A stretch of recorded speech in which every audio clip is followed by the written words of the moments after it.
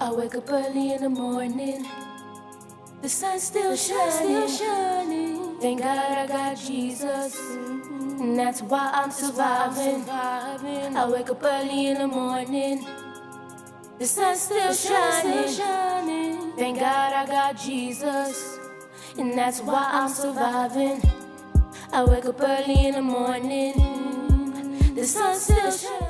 Live from Indianapolis, we're here doing the worldwide famous show, Soldier Talk. I am your host, Orseno Walker, and these are some very special, important guests of mine today.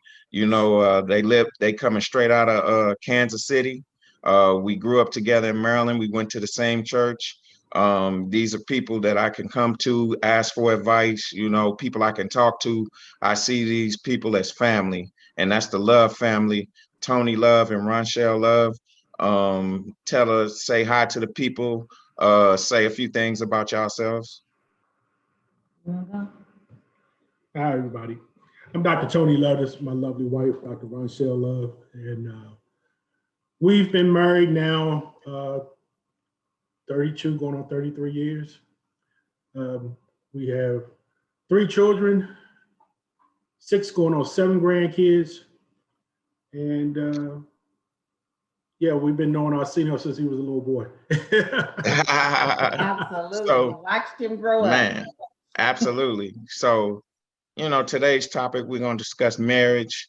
You know, y'all been married for over 30 years. How does a marriage work for over 30 years? And how do you remain loyal to each other in such an unloyal society? I'll start. You know, in today's society, you know, it's so many distractions with young couples and even older couples that I've come in contact with. But I think the key is always keeping in the forefront of what brought you together in the first place. Right. You know, was it, you know, what attracted you to your partner? What attracted you to your mate? You know, and communication. Just keeping that line of communication open. If you don't have communication and if you don't have trust, those 2 things right there, without communication, without trust, you don't have anything. Right. And I guess the question you would say, well, how do I trust? You know, first of all, letting your partner be their authentic self. Don't try to change your partner. Don't try to make your partner into something that you want them to be, because when you started dating your partner, you knew what you were getting into. So I would say, don't try to change your partner. Right. Relationships are complicated entities. First of all, you're taking 2 people from different backgrounds, different rearings, different environments, and trying to combine them into one. A lot of times we enter into these relationships purely on the physical side of that relationship. And so when the physicality diminishes, what are you left with? That's when the real relationship actually shows up. Most times, people will rush into marriage because the sex is good. Right. Right? Keep it real. Right. And so what happens when the sex dies down? And it will die down. Amen. Right? What do you have left in? And oftentimes when you see relationships break up later in stages, like year 20. Well, year 20, the kids are gone. You're now in the beginning stages of empty nestering. And now it's just you and your mate all over again, back at block 1. Well, if all 20 years were wrapped up in children, you never really got a time to spend that quality time with each other. So you never did work on the relationship. The relationship was always a relationship plus. And the plus were the kids. Right. And most parents, if they're great parents, are going to make sure that they are well endowed in their children's lives. In that process, they're losing themselves and their relationship because they're losing valuable time to mold their relationship. So I try to tend to, when young people come and ask for some advice is to tell them a few things. One, marriage is for grown folk. And I mean that very seriously. And it took me about 11 years, excuse me for a second. And while he's saying that, the question was, how do you, stay faithful, in unfaithful society? Stop thinking the grass is greener on the other side. Right. Well, So one of the things that you said, one of the things that you said I want to touch on, I thought was very, very important. And it happens in most couples, especially young couples. Like I would agree with what Tony said, it's marriages for grown people. I think that a lot of couples, especially young couples, when they get married, they try to change each other. Yes. And one of the things I think a person does, well, if you want to be my husband, then you'll sacrifice and do this because God says the two are one now. Or if you want to be my wife, it shouldn't be a problem you changing that for me because we are now one. But like you were saying, if you can't make a person change their whole identity, you because that takes away from the person. Absolutely. Let the person be their authentic self. Right. No two people are the same. No. And you have, it's a give and take. It's a compromise. Right. We did a lot of compromising, in the first, 7, 8 years, 10 years. We did a lot of compromising, because he was his authentic self and he wanted me to be my authentic self. You can't, my wife, brought up a very valid point. We are shaping and molding in God's image, not each other's, right? So when you spend the bulk of your time trying to shape and mold your mate, the problem is that person is losing themselves and their identity of who they are and who God made them to be in order to be in your image that you got, crafted in your mind of who your ultimate spouse is supposed to be. Within the first few interactions, a person is really going to show you who they are. Right. It may be subtle. And if you're not in a rush to get to the altar, right, then you would start to see those things. But relationships is a time-sensitive entity. It takes time in order to start to understand how a person ticks. When we first got together, he'll tell you, I really didn't care for him when we first got together because, he was a city boy, I was a country girl. So here you got country girl meeting city boy. He was kind of wild. I was too, but in a different kind of way.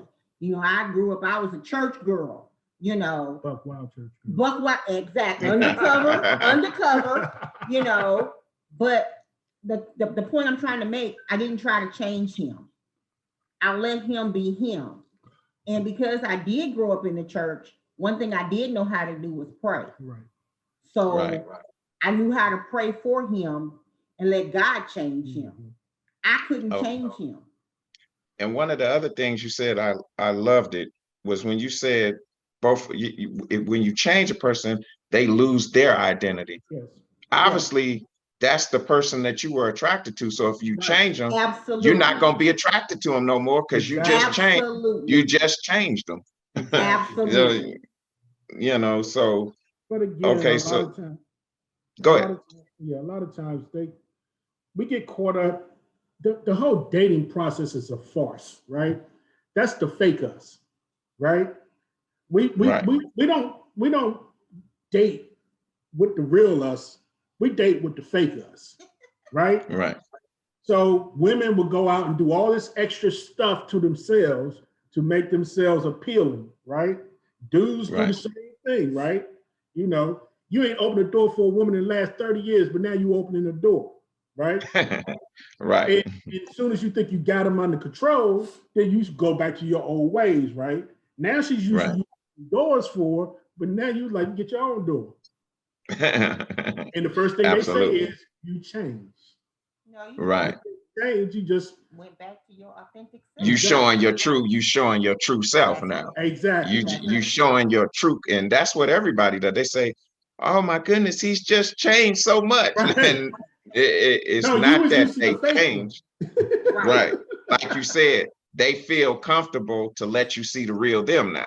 Right. You know, they feel like they got the situation under control, which leads into my next question, which is a very good topic, which I hate to say that about 75% of most people did. At one point, I even did.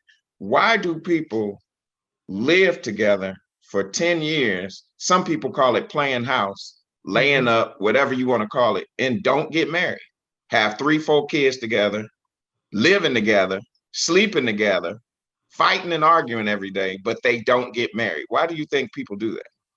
Well, I think it's what's the saying? Why buy the cow when you can get the milk for free? I think it's a commitment issue.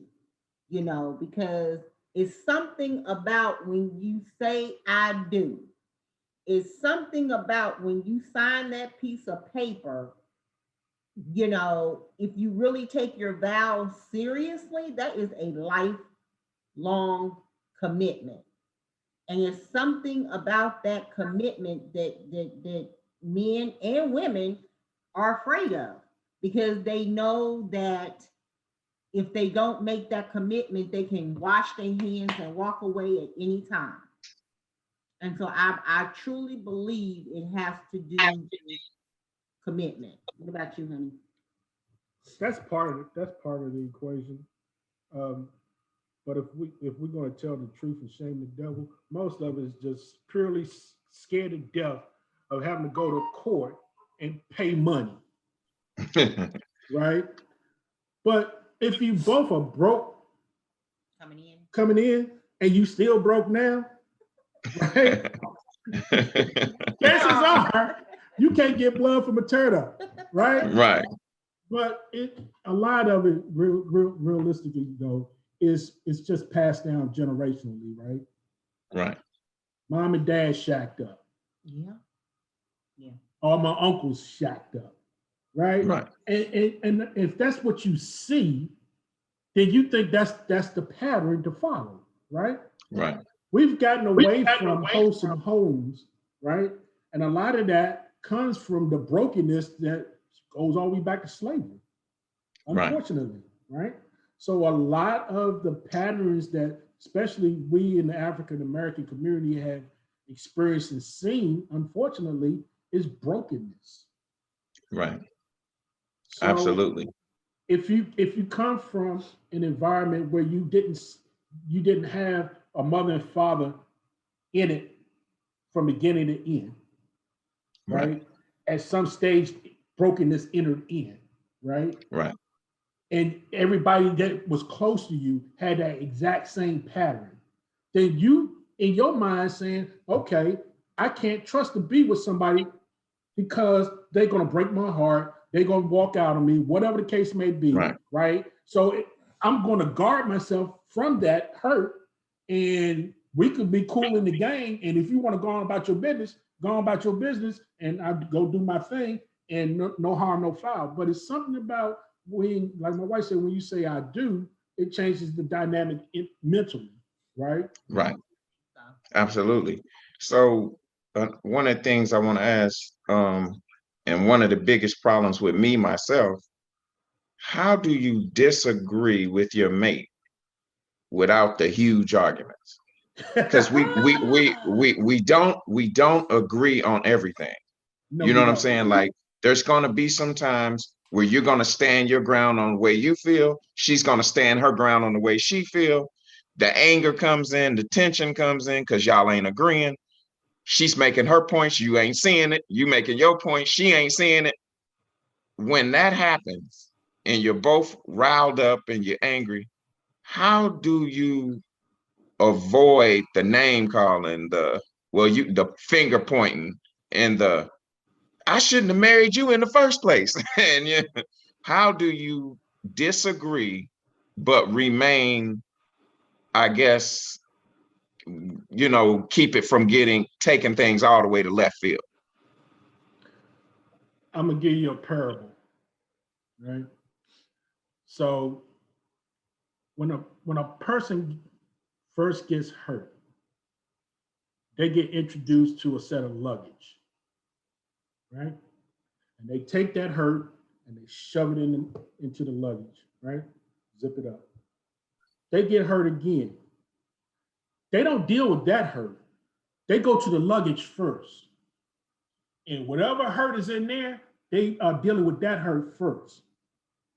They cycle back around to the hurt that just happened, and now you're catching all of that hurt. It goes unreconciled, it goes back in the suitcase for the next time. And that cycle keeps going over and over and over again. Have you ever found yourself in a situation whereas you're thinking you're discussing one thing and they done brought something up from a year ago? Absolutely. They went to the luggage. They went inside the luggage and they pulled it up. Psychologists would probably call them triggers. Mm-hmm. Right. And so we're not dealing with what we're talking about.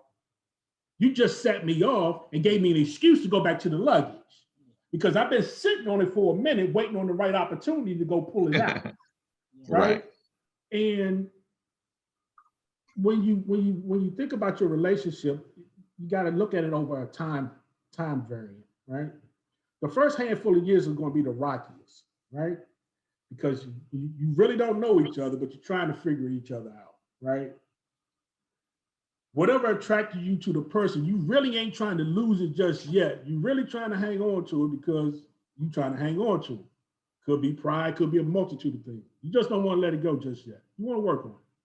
If you can get through years 1 through 5 without killing each other, the next block of 5 is a little bit easier than the first block, but it's just as challenging. Yeah, but how do you argue? I'm getting there. So it gets to the point where the communication that we talked about at the beginning of the show really starts to show up, right? So if you had poor communication skills before you entered into the relationships, you're going to have worse communication skills during the relationship. And so if you know that's a weakness going in, then you as an individual should take the onus upon yourself to work on your communication skills. To get into some classes, right, to teach you how to effectively communicate in difficult situations, right? We kind of do this, maybe job related, but those things need to happen at the personal relationship level, right? Because what you do on your job is reflective of what you do at home. What you do in your church is reflective of what you do at home, right? So everything starts at home,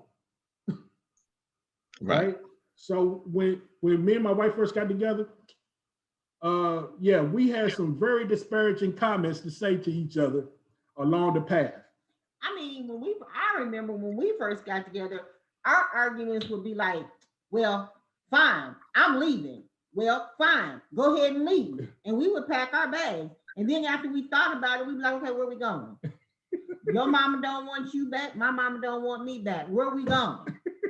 So it forced us to, we would have to, he would go to his neutral corner. I would go to my neutral corner. We calmed down. Right. Once we calmed down, then we came back together and we talked about it. And then come to find out what we was arguing about didn't mean a hill of beans in the first place. But so basically, we didn't go to sleep. We didn't go. Right. Didn't go to sleep angry. To sleep before we got it squashed. Right. So it sounds to me like you're saying when it gets heated like that and the tempers flare, sometimes it's best to go do something else until that anger calms down a little bit. Absolutely. Like if you got to go for a walk, go for a walk. Because words matter. Right. All words matter. He just preached a sermon on this. All words matter. And sometimes you can't take those words back. Once they're out, they cut. Right. And they cut deep. Fix it. And sometimes sorry won't fix it. So when you feel yourself getting to the point where you're going to say something that you regret, table the issue, walk away, come back at a later point. But don't go to sleep without discussing it. Right. Never go to sleep without discussing it. And you also need to make sure that you are hearing what you're hearing. Yes. Right. Hear each other. Don't just talk at each. Really, really listen to what each other is saying. And if you really take your time through the communication process, regurgitate back what you think you heard. Right. Right? Yeah. They're like, well, baby, I heard you say X, Y, Z. Yep. And she would say, no, that's not what I said. What I said was yeah. And then if it's still not computing in your brain, like, okay, I'm gonna need you to disassemble that, right? Unpack it, yep. and tell me what's your underlying message to right. that, because it seemed like it's coded.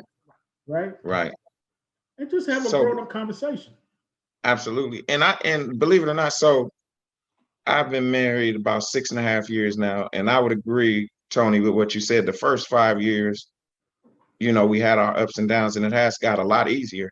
But one of the things I would have to say with myself, me, I was raised in the church, but I'll say for about 10 years, I was on the wrong path. I'm an ex-drug dealer, ex-gang member.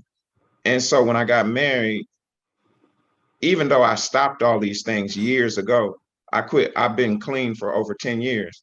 But dealing with my wife, I found myself like how I dealt with guys on the street. Like, I had to let that pride go. Like, if you have a disagreement with a guy on the street, I can't let you get the best of me. I got to put you in your place and let you know who you think you're dealing with. Now I'm learning, if she says something that I don't agree with, I say stuff like, nah, baby, it's not that way. Or I'm learning to deal with her. She's not one of the boys. She's not somebody in the street. She's your wife. You know what I'm saying? So I'm learning in this second 5 years, I'm making those changes. I'm still not perfect, but I'm learning to some of those feuded arguments are getting lesser and less, and I'm learning how to communicate and express the way I feel better. It's called growing. Yes. When you hit your 10-year mark, right, that's a major milestone, because a great deal of marriages don't make it that long, right? But the next 10 is going to be more challenging than the first 10, right? So, each block of 5, you ought to take some internal reflection over all that time, right? And do an inventory on self, right? What things did I do that were good? What things did I do that was not so good? What things could I do to make things better, right? Mm-hmm. What's my goal for me and my family for the next 5 years, right? Because things change too dramatically to be making 20-year, 30-year goals, right? Right. But, a 3 to 5 year plan is reasonable. It's something tangible, something that's measurable, right? And, you can do self-assessment checks with you and your wife, periodically during that time frame, right? And make the necessary course adjustments that you need to make, right? Right. Absolutely. And the last question I have for you guys is, so when is a marriage considered safe? Now, when I say safe, when can you let your guards down and you don't have to worry about divorce or problems anymore? After 10 years, after 20 years, when is a marriage safe, or is it ever safe? Never. The devil's always busy. Mm-hmm. This is true, but I think the more value each places on the relationship, the stronger that union is, and the harder it is to break it apart, right? I value my wife, and everybody that knows me knows that. So for something to try to interject itself in it, you said it's the street, we can go street, right? When it comes down to her, because I value her, right? She values me, right? So now, was it that way in the beginning? No. That's after 30 years. Right. Fussing, fighting, grinding, knowing each other's weaknesses, knowing each other's strengths, right? Going through raising kids, now raising grandkids, right? It's the whole journey. And when we got into this, I told my wife, I was a DJ at a nightclub. We both were stationed down in Key West. We was about to start dating, and I wasn't in a dating model mode, right? I came out of a bad relationship, and I was legally still married at the time, but me and my wife was distant apart. And I told her, I was like, look, I ain't trying to play around. I ain't got time to be shucking and jiving. I ain't got time for no long dating pattern. I'm trying to raise a family. If you ain't trying to be on a family model, we don't even need to get started. I laid out all my cards to her, let her know everything about me that was possibly to know about me, right? And it was like, here's my book, it's open. You need to inspect it and find out, really, do you want to be involved, right? Because I don't want to waste your time, and I sure don't want you wasting my time.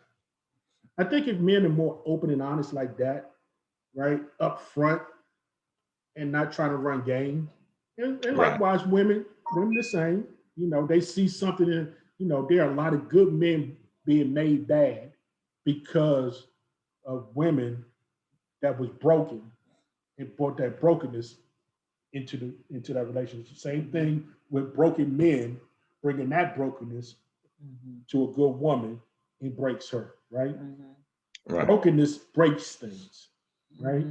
So if you just came out of a precarious relationship, deal with that, process that, get over that before you start to deal with somebody else. I heard a person once say, like how you said brokenness breaks things. I heard a person once say, hurt people hurt people. Right. Absolutely. Right. I believe that. Yeah. And so to prevent that, right, you need to decompose yourself from the prior relationships, plural, right? And make sure that you have properly processed it all, right? Because women tend to hold on to things a lot longer than men, right? Right. And a lot of their issues are daddy issues, right? Most of men issues is mommy issues. Just the opposite, right? And everything, since it starts in the home, when you go to date somebody, you need to look at that home environment and make sure you're gonna be able to deal with that. Because the person that you're about to date is a product of that environment. Good, bad, or indifferent, right? Right. So you can find a lot of key information. Let's go to the family reunion. Right. Absolutely. I think you have to constantly work on your relationship too. You do. I think it's a daily, it's a daily work. Yeah. It's a process. So, I don't think you ever give up learning about your mate. I mean, after 30 some years, I think we're still learning each other because you go through different phases in your life. Us women, we go through the whole menopause thing and, all of that. And so sometimes I may do something and he's like, whoa, where'd that come from? After 30 years, really? So I think it's a constant work. You have to constantly work at your relationship. I wouldn't say give up. Don't ever give up on your relationship. If you value it, you'll fight for it. Exactly. Absolutely. So coming to the end of the show, I just wanted to thank you guys, for coming on the show. I created this show to give advice to the community, to give advice to the people, because it's a lot of marriages, it's a lot of things going on in the world where people just simply don't have the information that they need. And because if you came from a bad environment, then you don't have the right information to make it, and they need to hear these things, from people that know these things. Right. And so I just want to thank you guys for educating all the listeners. There's a couple out there right now listening, and you guys just helped their marriage. I know for me, I'm finna watch this thing over with my wife, and we're gonna listen to every word of it. So people to me that I look as creditable advisors. And, you know, and I definitely take the things that you say and listen to them. So I want to thank you guys for coming on the show. If you guys want to tell the people where your church is located, where you guys are located at, and before we go. Right now, currently, we are ordained elders at Second Missionary Baptist Church in Grandview, Missouri, where our bishop is Bishop John Lewis Jr. Okay. And, you know, once again, I definitely appreciate you guys coming out and being on the show. So, you know, until next time, I want to say goodbye to all the viewers. And this is Soldier Talk. This is your host, Orseno Walker, and we will holler at you guys next time. I wake up early in the morning, the sun's still shining. Thank God I got Jesus, and that's why I'm surviving. I wake up early in the morning, the sun's still shining. Thank God I got Jesus, and that's why I'm surviving. I wake up early in the morning, the sun's still shining. Thank God I got Jesus, and that's why I'm surviving. I wake up early in the morning, the sun's still shining. Thank God I got Jesus, and that's why I'm surviving. True champion, standing on the mountain of Zion. The devil steady.